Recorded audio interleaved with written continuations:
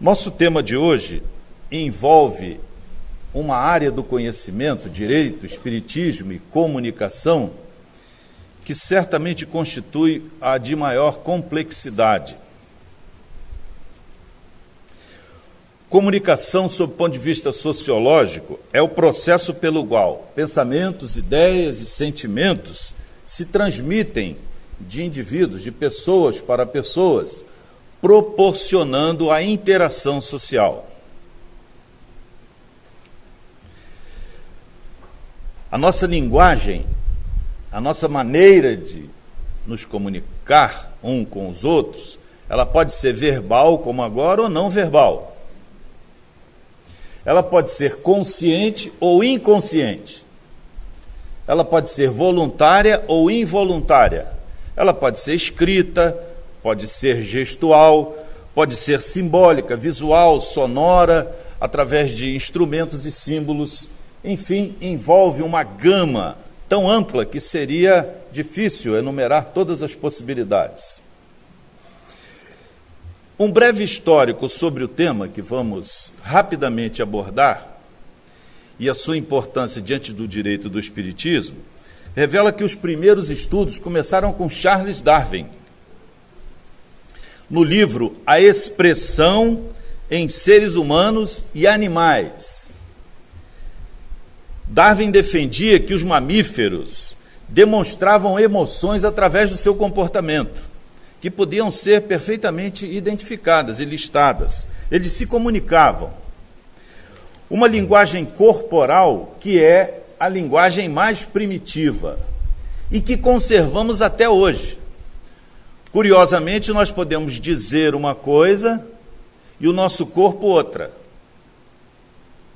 Nós podemos assegurar alguma coisa e os nossos olhos dizerem, não é isso não, isso é mentira.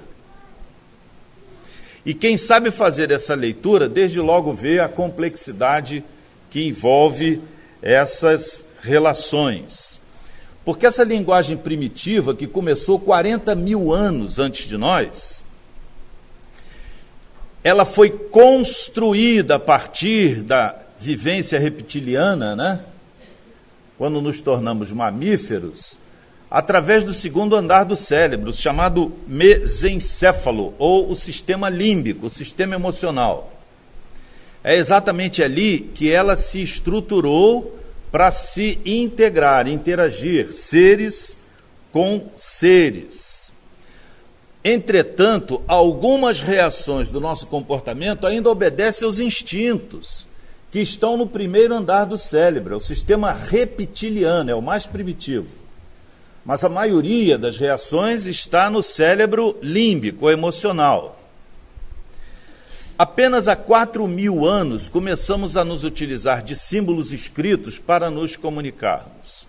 E a partir de então, desenvolvemos uma nova estrutura, o chamado neocórtex, ou neomamífero, que é a parte nobre do nosso cérebro, que hoje nos permite mentir com grande categoria. O ser humano é dos mamíferos que é capaz de dizer uma coisa, pensar outra e fazer outra diferente.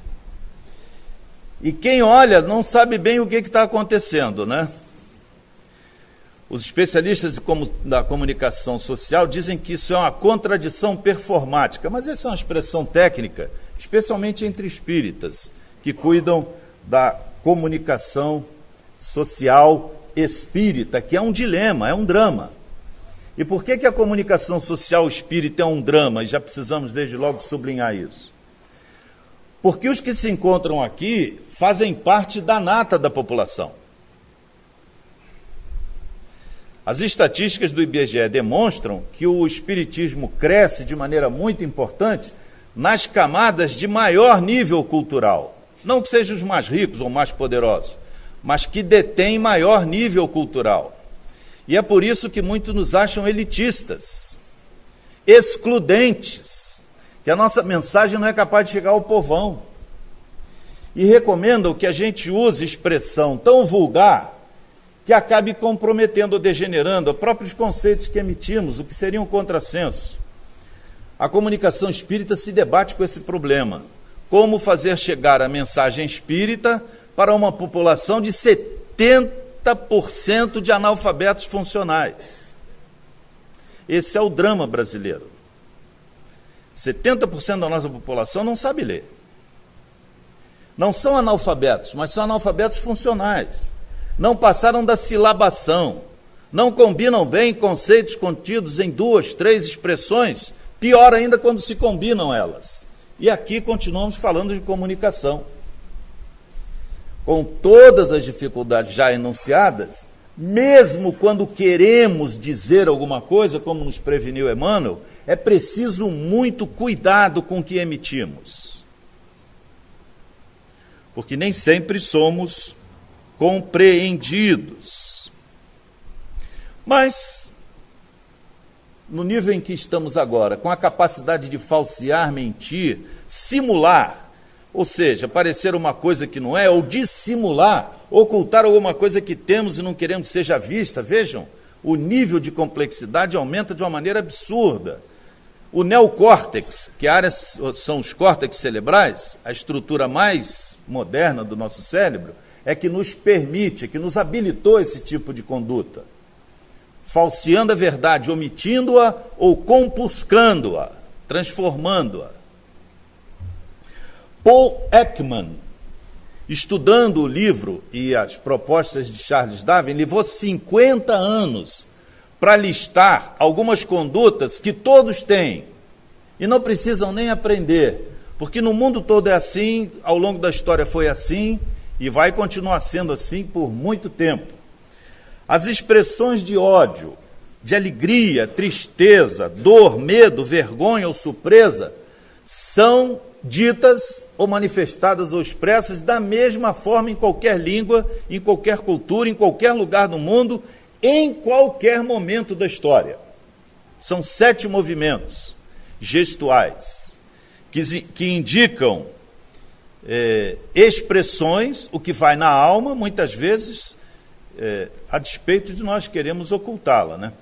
Há reações tão curiosas, que, por exemplo, as pessoas que nasceram sem a possibilidade de enxergar, nunca tiveram contato com o mundo exterior, como nós temos assim, elas sabem dizer sim exatamente como nós, sem nunca ter aprendido, e não também. O inclinar a cabeça dessa maneira é uma forma positiva, ou de anuência, de aceitação, de acolhimento, de integração. E naturalmente se faz. Se perguntar a uma pessoa com deficiência visual se ela quer ou não isso, ela vai responder do mesmo jeito que nós. Isso faz parte da nossa história biológica, neurobiológica, neuropsíquica, biológica, funcional. É do mesmo jeitinho. Também diz não do mesmo jeito, que é uma forma de oposição, né? Daqui para cá, não passe. Ou eu não desejo, eu não quero ver, não quero ouvir, não aceito. Por favor, procure outro espaço. Esse aqui é o meu. Não. Todo mundo faz do mesmo jeito. Dizem que os olhos são o espelho da alma, né? E os cientistas se dedicaram a estudar isso. A posição do corpo, como Pierre Weil, né? O touro, o leão e a águia. Muitas vezes a gente está ouvindo a pessoa, mas os pés estão virados para o lado. Ele está doido para ir embora. E a pessoa não se dá conta daquilo, ou fecha os braços, ou move os olhos de determinada maneira, que indica que aquela conversa ou não agrada, ou não é oportuna, não é conveniente, não é desejável naquele momento, e a pessoa quer fugir daquela situação, né? Quando olhamos para cima à direita, dizem os cientistas, nós estamos procurando a nossa memória simbólica, visual. Quando olhamos para cima à esquerda, estamos ativando a memória dos arquivos, ou seja, o lobo, o córtex frontal, exatamente onde armazenamos as nossas mais presentes lembranças. Olhando para o lado direito, na horizontal, nós estamos querendo criar novos símbolos. Todo músico que trabalha com construção melódica, com letras ou arranjos, ele vira os olhos para o lado direito sem perceber. Como enólogo, aquele que degusta vinho para ver se está tudo bem, se o vinho é de boa qualidade ou não, se chegou no ponto de amadurecimento ou qualidade para ser vendido, ele olha para a ponta do nariz. Ele pensa que olha para a taça de vinho, mas na verdade ele olha para a ponta do nariz. Quando ele faz isso, há um movimento interno no cérebro que sobrecita as células olfativas, de maneira a deixar o seu trabalho melhor, mais facilitado. Isso tudo é linguagem gestual. Nós estamos falando de reações internas que respondem ao que a gente deseja no momento. Se olhamos para baixo à direita, nós estamos conversando conosco mesmo. Então, se alguém fizer isso, quando você estiver falando, ela está se interrogando a respeito do que está ouvindo. Se olharmos à esquerda, é uma expressão de melancolia, de depressão. Quase sempre as pessoas que estão nessa situação olham para baixo e à esquerda. Se a pessoa for sinistra, não for destra, usar a mão esquerda, tiver o lado esquerdo do corpo mais acentuado, essas situações se invertem. Então vejam como é curioso, né? A forma de nos comunicarmos. Existe até a chamada comunicação proxêmica, que é a que identifica, foi um cientista que estudou isso, um antropólogo inglês chamado Edward T. Hall, em 1963. Se ao sentar, a pessoa senta a menos de 15 centímetros do outro, ela abre espaço à sua intimidade. Se entre 15 e 120, ela admite a integração do espaço social, natural. Aliás, o espaço pessoal é a distância entre amigos. Entre desconhecidos, 1,20 m a 3,5 m. Que é o máximo que a gente permite no ambiente social. Então, até a forma de sentar, a distância, a forma de fazê-lo, identifica a natureza da nossa relação com a pessoa, a nossa disposição de permitir um acesso ou não. Os latinos como nós, que gostam de pegar, de tocar, não se incomodam com a proximidade dos corpos. Mas dizem os cientistas que se fazer isso com os nórdicos, com os franceses e outros povos do mundo, pode causar um sério embaraço. Tocar numa pessoa desses países pode trazer um transtorno muito sério para a pessoa, porque eles não admitem essa aproximação. É a chamada comunicação proxêmica, de Hall. Precisamos ter cuidado com o que emitimos, porque, segundo estudos, Ray Birdwistel, da Universidade da Pensilvânia, dos 100% da comunicação, 35% por palavras e 65% é comunicação não verbal. Por isso a gente não entende muitas vezes porque que a pessoa está com um discurso tão agradável e está nos causando repulsa. Porque o que ela diz com o movimento corporal, com os olhos, com os gestos, não nos agrada.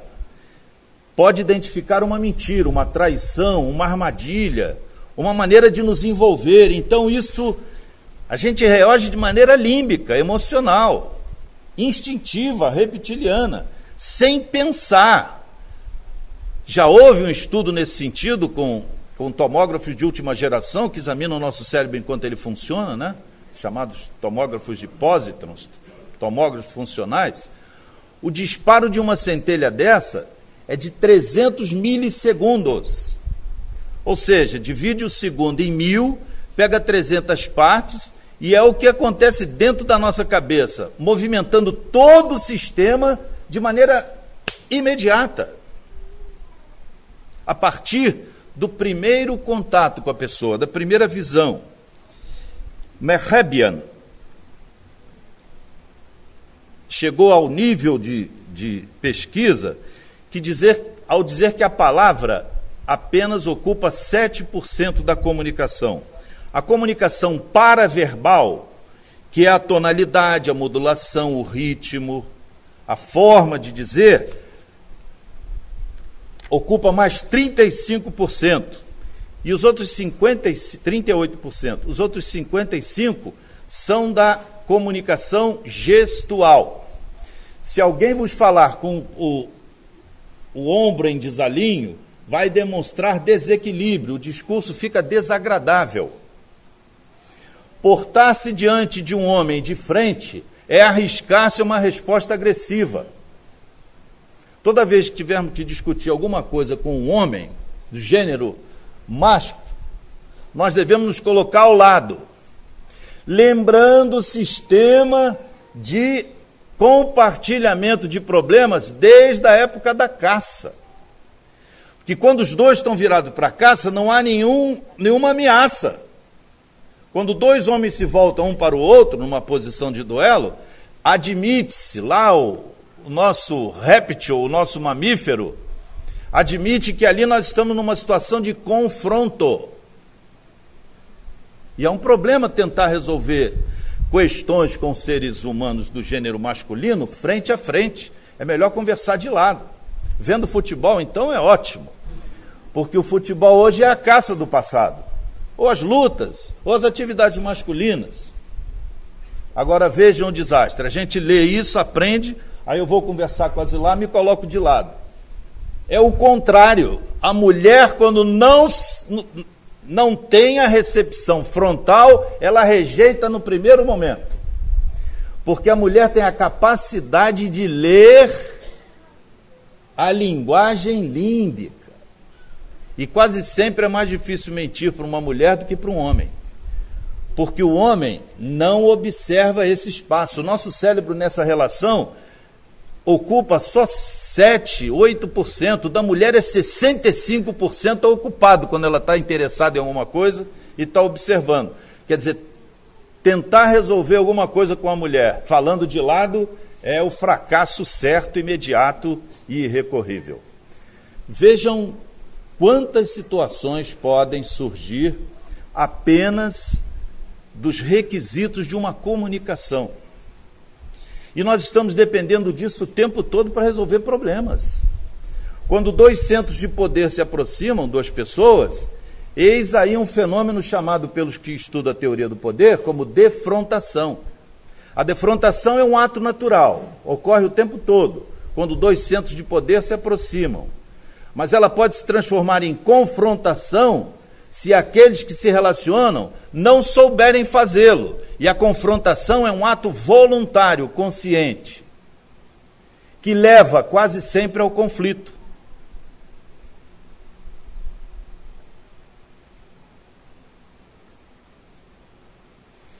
Desde a atitude até o conteúdo, como fazem alguns especialistas da área da psicologia, quando você quiser criticar uma pessoa, não o faça de maneira direta. Use a técnica do sanduíche. Em que se constitui a técnica do sanduíche? Você pode usar todo o seu artifício, seu conhecimento, a sua sapiência gestual, mas ainda não vai resolver nada. Porque determinadas pessoas estão absolutamente fechadas à crítica. Elas transformam a defrontação numa confrontação imediata e passam a não ouvir. Você pode dizer o que quiser, aquilo não é processado pelo seu cérebro. Curioso isso, fechou, acabou.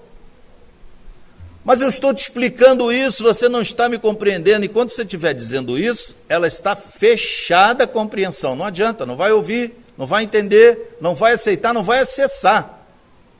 Então dizem alguns especialistas, se você tem que fazer uma correção com um colega de trabalho, num parente, um filho, um amigo, um colega, use a técnica do sanduíche. Em primeiro lugar, diga para a pessoa algo sincero. Não é ilusão, não. Alguma coisa que ela tenha de qualidade. Quando se expressa o movimento da qualidade, a pessoa vê que a defrontação é um momento de integração e não de confrontação. Ela se abre completamente. Depois que ela estiver absolutamente aberta, tem que dar um tempo também para aquilo ser processado. Aí a gente sutilmente diz assim, mas você lembra daquela situação? Se você tivesse pensado assim ou daquele jeito, que tal se fosse daquela forma? Aí vem a crítica suave. Dependendo da reação, você usa o processo sanduíche. retoma logo um aspecto positivo da pessoa, que pode envolver inclusive o problema, para que a crítica fique envolvida em 2 elogios ou 2 referências elogiosas. Com isso, nós teremos grande chance de resolver o nosso problema ou sermos ouvidos pela pessoa. Porque há situações que a pessoa nem ouve. Não adianta, não quer. Ponto final. Pior que há situações em que a gente quer falar, se esforça com qualquer técnica que conheça e ainda assim não adianta. Nós perdemos a credibilidade, a confiança com a pessoa.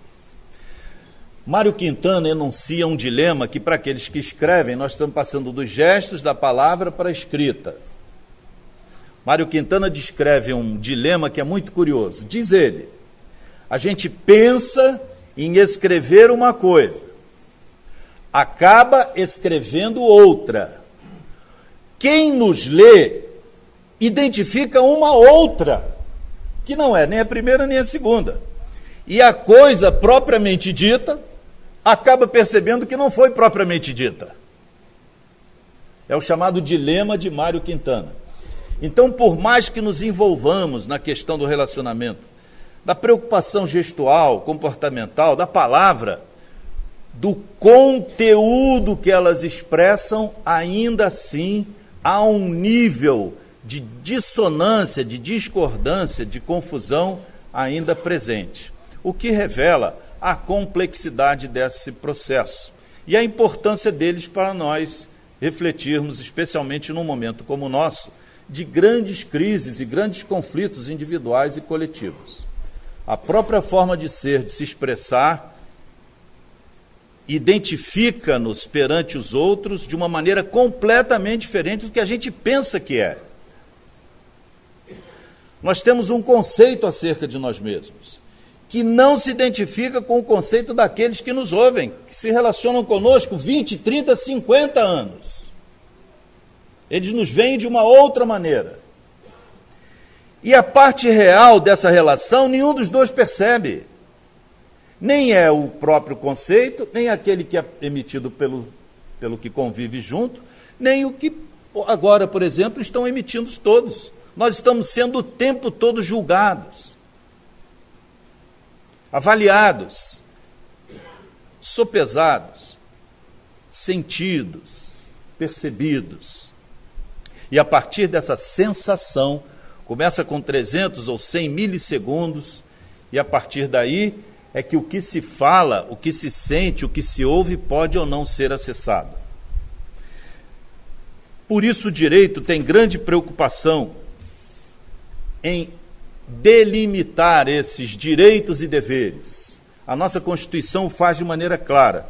Todos são iguais perante a lei, sem distinção alguma, diz o artigo 5º. Ninguém pode ser obrigado a fazer ou deixar de fazer alguma coisa, senão em virtude da lei, é o princípio da legalidade.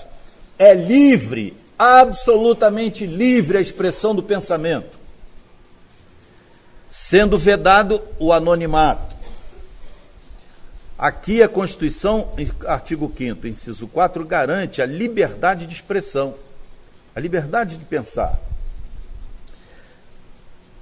Mas há uma liberdade que envolve a massa, chamada comunicação de massa. Aqui deve-se ponderar sobre a liberdade, a responsabilidade e o interesse público. Há um autor do Massachusetts Institute of Technology, chamado Noam Chomsky, considerado filósofo, professor de línguas, muito conhecido no mundo todo, que enunciou 10 estratégias midiáticas de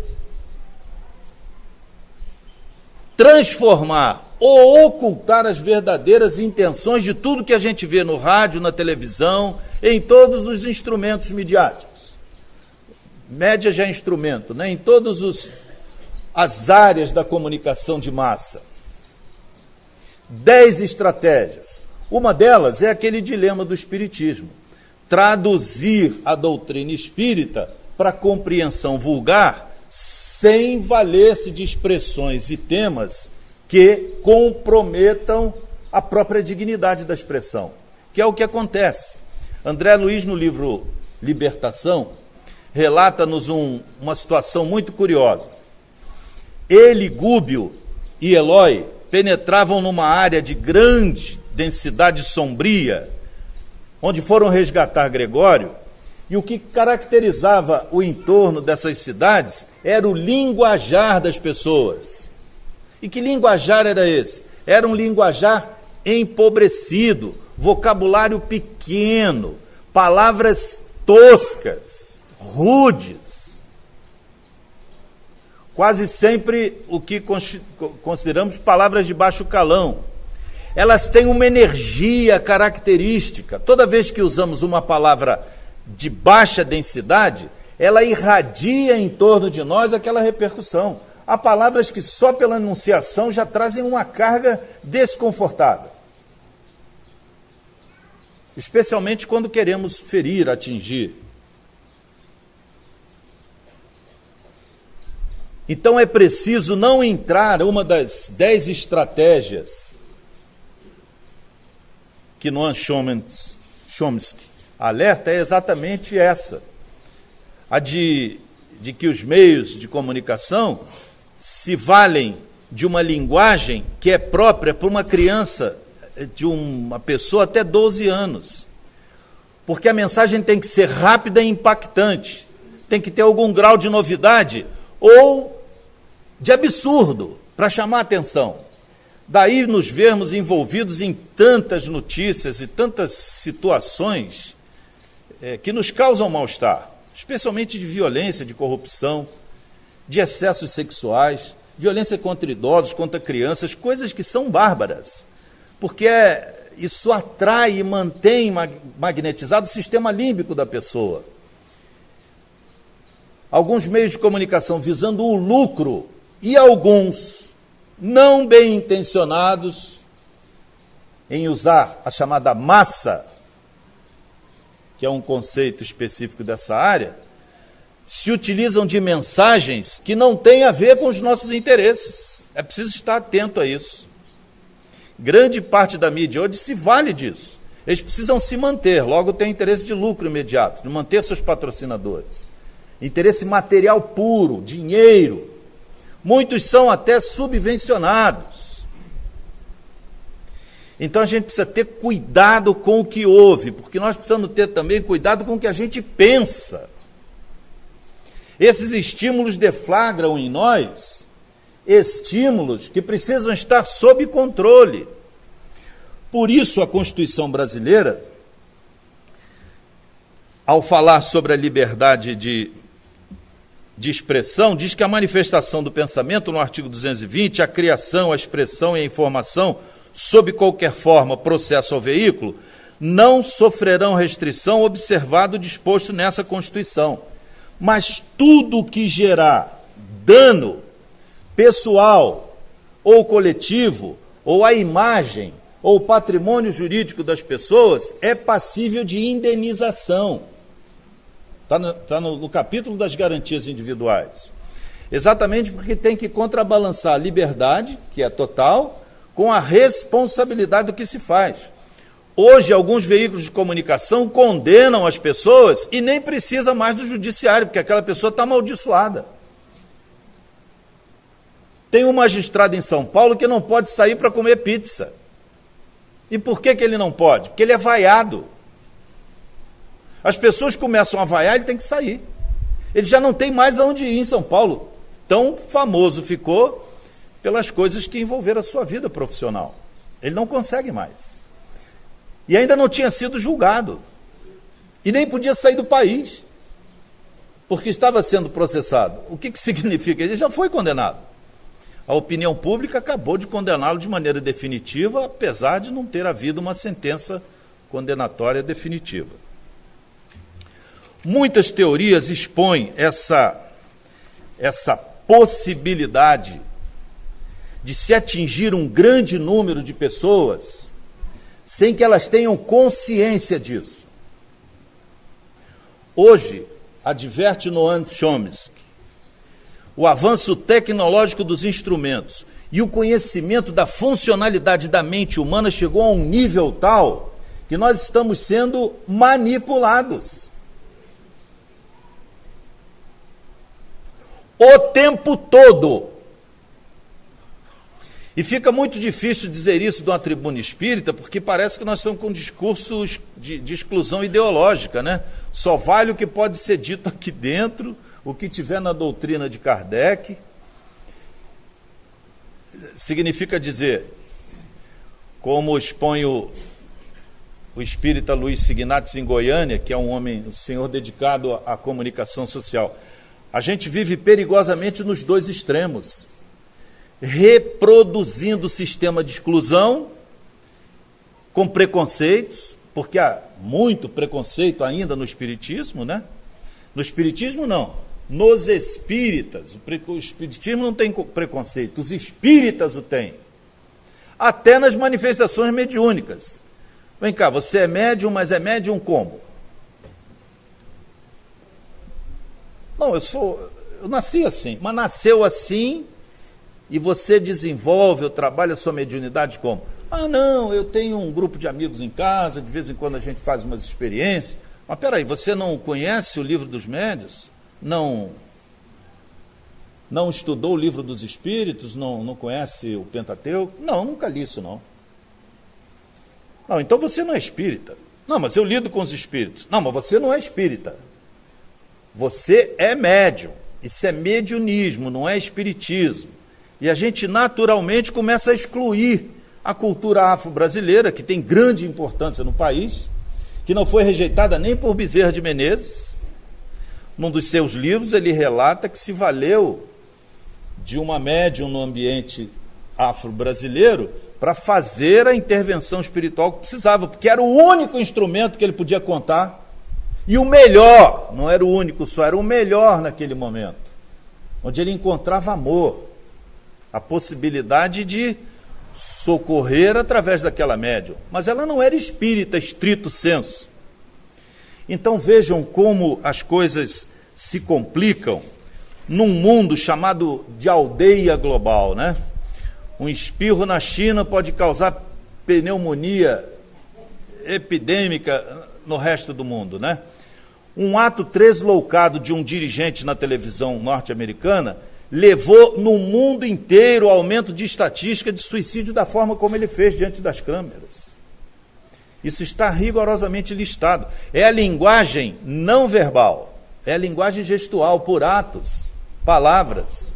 Diz Paulo, um pouco de fermento, e aí penetramos agora no que é essencial para nós, que é o que nos recomenda a doutrina espírita, um pouco de fermento leveda a massa toda. Nós podemos alterar o ambiente doméstico com um simples pensamento, sem emitir a palavra. Depois que a emitimos, aquilo se multiplica de maneira muito importante. Se pensamos, falamos e agimos, a multiplicação, a potencialização continua em curso. Significa dizer que cada vez mais nós temos que ter mais cuidado com o que fazemos. E por que é assim? Porque há um aumento da sensibilidade humana, individual e coletiva hoje no mundo. Os dois planos estão se aproximando de tal maneira que, disse Chico antes de desencarnar, quase não existe mais umbral. Quer dizer, aquela dificuldade que nós íamos ter, que o André Luiz adverte, né? Acende a tua luz antes de atravessar a grande sombra, a gente quase não vai precisar de tanta energia, porque se o umbral está desaparecendo, a penetração desse espaço para atingir os níveis de harmonia e paz que envolve o planeta será certamente também muito mais fácil. Mas é preciso, a partir de agora, enquanto estamos encarnados, não criarmos âncoras, cangalhas, pesos que nos aprisionem à terra. Se o verbo é criação, como diz Emmanuel em Vinha de Luz, o que sai do coração e da boca pela mente é força viva e palpitante, envolvendo a criatura e o que os cercam para o bem ou para o mal. Os elementos psíquicos que exteriorizamos pela boca são potências atuantes. Em nosso nome, fatores ativos que agem sob a nossa responsabilidade, em plano próximo ou remoto. Hoje, qualquer de nós, pela internet, tem a possibilidade de repercutir no mundo. Isso é muito sério. Não sabemos quantas almas serão imantadas por aquele nosso gesto, pela nossa palavra, bem ou mal colocada. E continua Emmanuel: é imprescindível vigiar a boca. Nós somos senhores do que calamos e escravos do que pronunciamos. Dizemos nós, lembrando um outro pensador. O verbo cria, insinua, incita, inclina, modifica, renova, destrói, por dilatação viva da nossa personalidade. A nossa personalidade tem uma capacidade de irradiação. Nenhum de nós sabe exatamente qual é o seu poder aqui e agora. A sua psicosfera pode estar tão desenvolvida que pode atingir essa plateia inteira. Isso foi estudado pela NASA com Chico Xavier. A irradiação do seu espírito tinha 15 metros de diâmetro, envolvendo todos que dentro da sala ou nas circunvizinhanças estavam, com a sua forma de ser, com a sua forma de pensar, de agir, de querer, de sentir. Estamos todos imantados uns aos outros, diz hoje a física quântica. Somos todos reciprocamente ligados, solidários, apesar da nossa solidão. E é preciso ter cuidado. Em todos os dias e acontecimentos da vida, diz Emmanuel, recordemos com o Divino Mestre que a palavra procede do coração e por isso mesmo contamina o ser humano. Só houve um que chegou e saiu sem produzir nenhum outro reflexo que não fosse o de amor.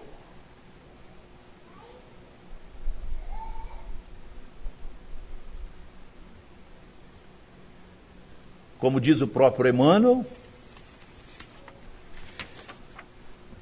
ele pelos campos caminhou. É de Emmanuel isso. Subiu as montanhas e falou do amor maior. É de Emmanuel isso. Fez a luz brilhar na escuridão, o sol nascer em cada coração, que compreendeu que além da vida que se tem, existe uma outra vida além. O renascer, morrer não é o fim. Tudo que aqui ele deixou não passou e vai sempre existir. Flores nos lugares que pisou e um caminho certo para seguir. Eu sei que um dia ele vai voltar e pelos campos procurar o que plantou nós. Colher o que de bom nasceu, chorar pela semente que morreu sem florescer. Mas ainda há tempo de plantar, fazer dentro de si a flor do bem crescer, para lhe entregar quando ele aqui chegar. E ele já chegou. Ele está entre nós. Ele se encontra entre nós. Toda vez que o evocamos, toda vez que emitimos um pensamento em sua direção, esta energia reverbera no seu coração como uma súplica, e ele imediatamente se imanta àquela flor que quer desabrochar, e somos nós mesmos.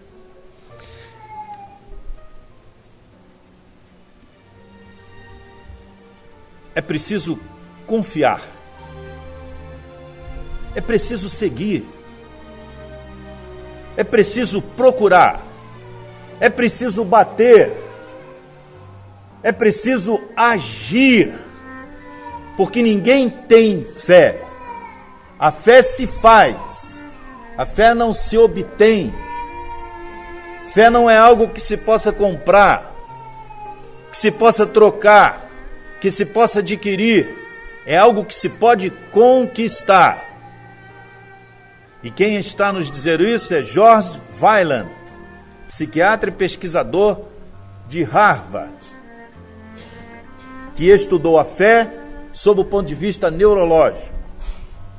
Fé é algo que se faz, é algo que se constrói, é algo que se articula em nós mesmos, a partir de nós e não de ninguém. Deve, como diz Emmanuel e Roberto Carlos canta, fazer dentro de si a flor do bem crescer, para lhe entregar quando ele aqui chegar. Nós vamos ter que ter muita capacidade de sorrir, enquanto o mundo nos diz não. Porque é este o nosso exercício. É isso que nos recomendam os médicos, para que tenhamos mais equilíbrio e harmonia fisiopsíquica emocional. Se diante de uma situação gravosa, olhamos para baixo e para a esquerda, penetramos no túnel escuro da melancolia de nós mesmos. É preciso olhar para frente e para o alto,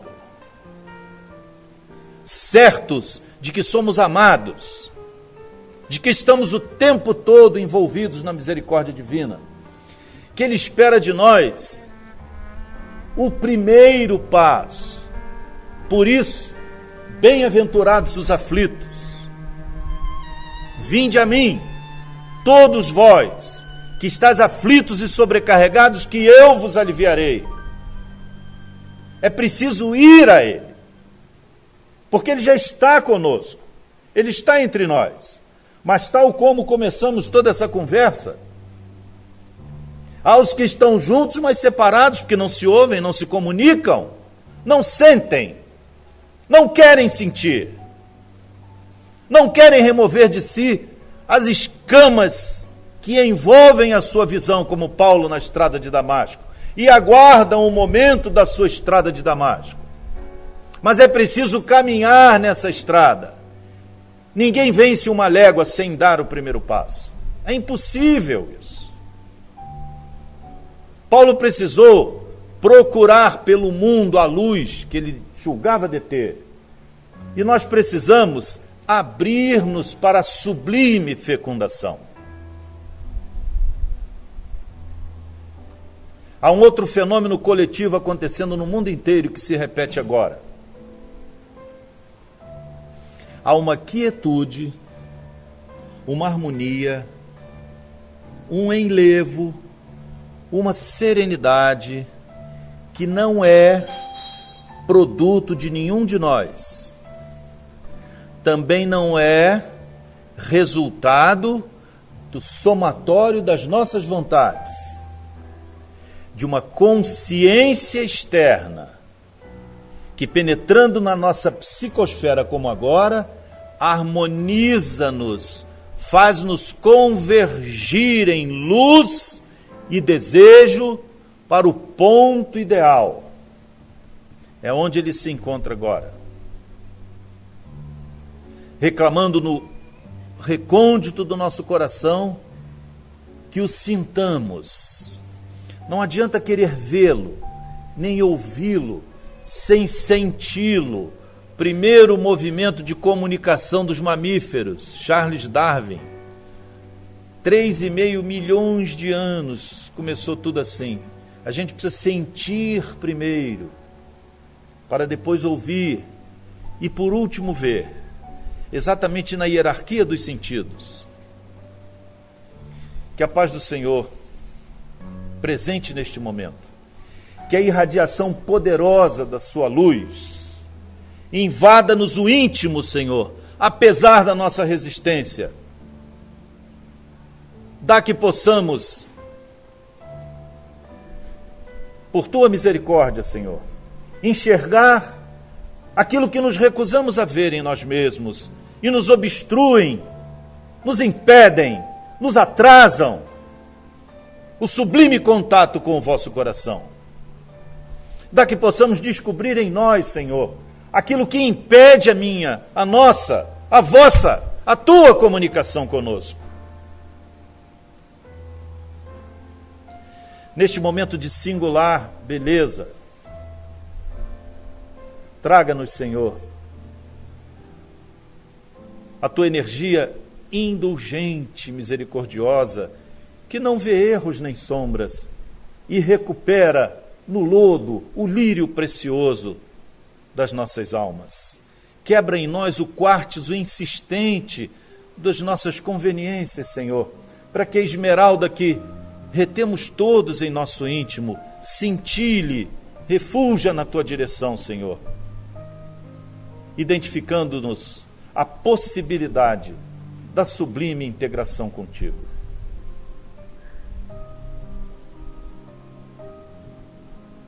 E enquanto lutamos para te encontrar e não mais perder-te, dá-nos um grau maior de paciência, Senhor, de resignação, de tolerância com as diferenças. Não a tolerância irresponsável, que se traduz em indiferença, mas a tolerância ativa e integradora dos que aceitam e compreendem a necessidade da diferença para permanecerem iguais contigo.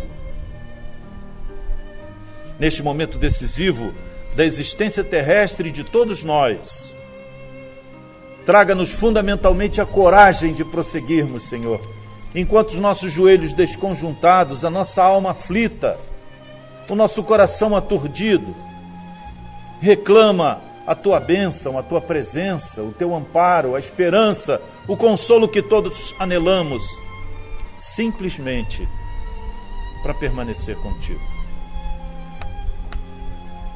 Abençoa-nos o momento, abençoa-nos o anelo, o desejo, o propósito, o anseio de estar contigo, Senhor. E que por onde formos, conduzamos em nós a flor preciosa da boa vontade, enunciada com o teu advento à terra quando chegastes. Glória a Deus nas alturas, paz e boa vontade para com os seres humanos. Que sejamos os agentes desta mensagem, Senhor, levando-te por onde formos, onde estivermos, nas circunstâncias em que nos virmos envolvidos. Permaneça conosco, Senhor, hoje e sempre. Que assim seja.